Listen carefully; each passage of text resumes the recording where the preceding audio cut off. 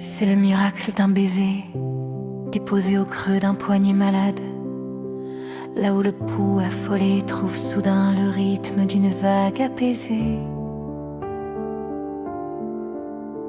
Dans cette géographie de la douleur où le sang cogne aux cloisons des veines, comme un oiseau captif, la bouche qui se pose ne guérit pas.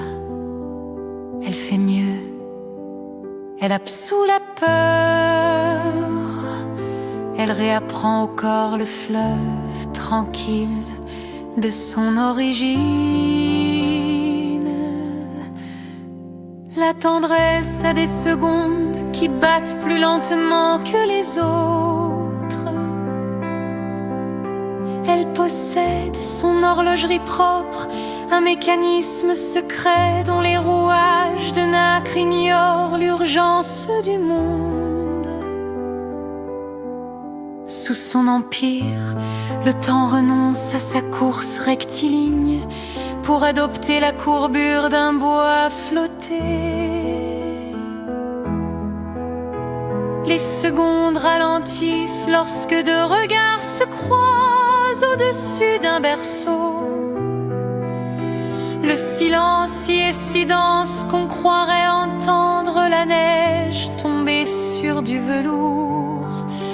La tendresse, c'est une suspension de l'histoire, un armistice invisible signé entre le jour qui passe et l'éternité qui veille.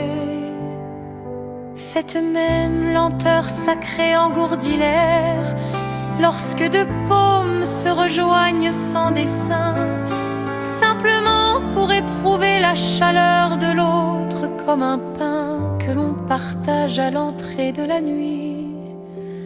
C'est le pouce qui dessine des cercles invisibles au revers d'une main fermée, y gravant un message linéaire que seule la peau sait traduire. C'est la main d'un vieil homme qui ajuste le châle de sa compagne avec la ferveur minutieuse d'un artisan restaurant un chef-d'œuvre. Ses doigts usés par les hivers répètent un geste 1000 fois appris, déchiffrant sur l'étoffe froissée l'alphabet d'une dévotion qui n'a pas d'âge. Chaque pli redressé efface une ride du destin. Chaque frange lissée devient un rempart contre le froid du soir. On la devine encore dans le pas qui s'allège pour ne pas rompre le sommeil d'une maison endormie, dans le soin d'une lampe que l'on tamise afin de prolonger le songe d'un visage aimé. Elle s'exprime dans le retrait, dans l'art de s'effacer, pour laisser à l'autre tout l'espace de son souffle, devenant une présence si discrète qu'elle s'apparente à l'ombre bienveillante d'un arbre en plein été. La tendresse est cette buée qui floute les arêtes vives du réel. Elle s'interpose entre la dureté de la pierre et la fragilité du marcheur, jetant un voile d'opale sur les angles coupants de l'existence.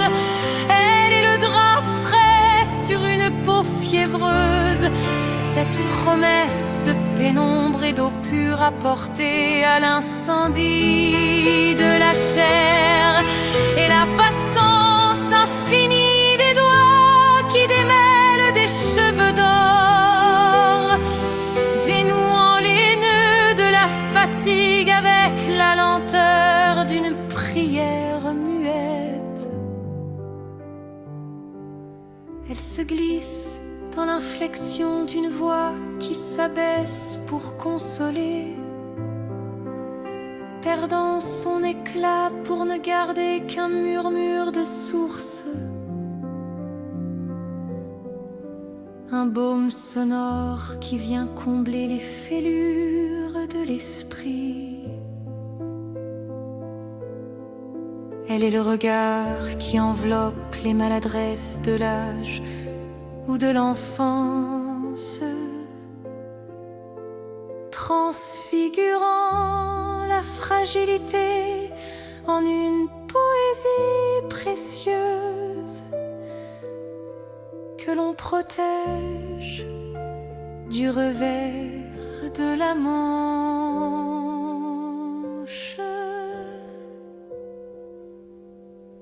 C'est un mouvement de l'âme qui refuse de crier, une pitié souveraine qui s'installe au chevet de nos faiblesses pour leur restituer leur dignité première. Elle demeure l'ultime refuge de notre humanité, un sanctuaire d'encre et de chair où la vie se pardonne d'être si éphémère.